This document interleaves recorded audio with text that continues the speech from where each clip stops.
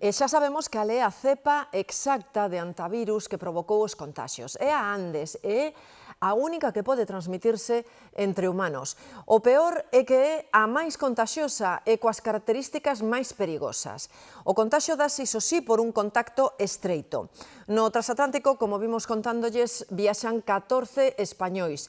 Son de 6 comunidades distintas. Todos están ben, non teñen síntomas, pero están illados por prevención. A variante Andes é predominante no cono sur de América. Identificouna un laboratorio que colabora coa OMS nunha mostra por PCR dun dos infectados. Esta cepa é máis perigosa porque provoca un cadro máis grave da enfermidade, unha infección cardiopulmonar de evolución rápida.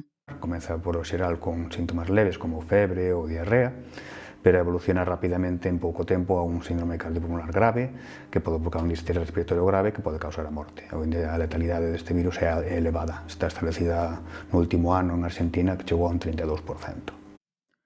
Os expertos insisten que, aínda que esta cepa se transmite de persoa a persoa, o risco de contaxio é baixo, só se dá por contacto estreito. 14 dos viaxeiros son españois de Cataluña, Madrid, Valencia, Asturias, León e Galicia. Todos eles en este momento se atopan sans. Non presentaron ninguna clase de síntoma. Están illados nos seus camarotes por prevención. A mesma medida prevé aplicar Cataluña, confinar os 5 viaxeiros desa comunidade. No resto están á espera das decisións de sanidade. Es muy difícil la transmisión entre personas, ya lo sabéis, es un mensaje de tranquilidad.